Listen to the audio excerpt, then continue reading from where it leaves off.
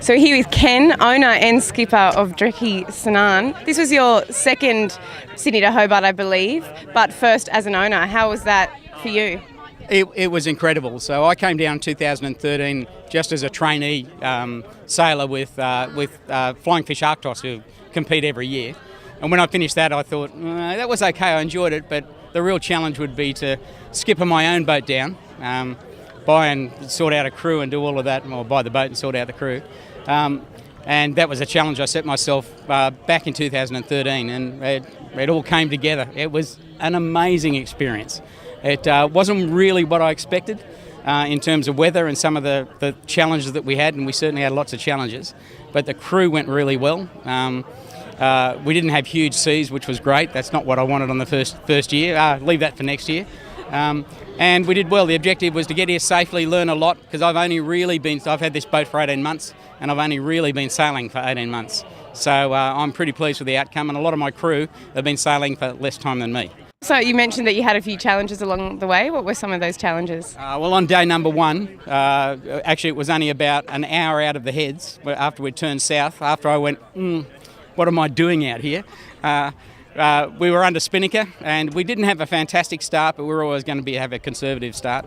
But when we turned south, most of the boats that were faster in our class were quite a bit ahead of us, and we were starting to catch them under spinnaker. Had everything going. The boat was humming. It was flying under our number two, and we had a gear failure at the spinnaker pole, which meant it shredded my nice number two spinnaker. So I'll have to ask my wife for a bit more pocket money to fix that one up. She doesn't know yet. And then we had a minor injury, one of our crew members, who just got a bit of a laceration, so we had to address that.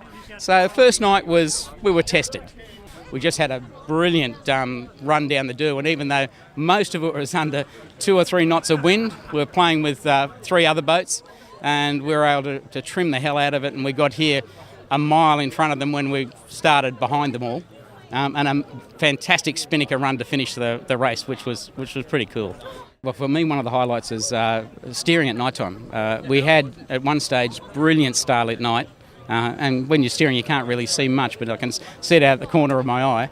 And so some of the night times were just beautiful. And it's very sweet, even though the wind's howling and it's very noisy, there's some part of it that's quite serene being out in the ocean, and those times you're on your own in your head. It was pretty cool. But I think really the highlight was sailing with the guys that joined me for this year.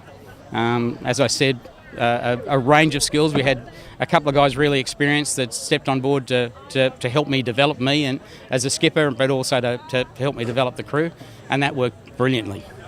Congratulations. Will we see you here next year? Absolutely. For the 75th, I wouldn't miss it.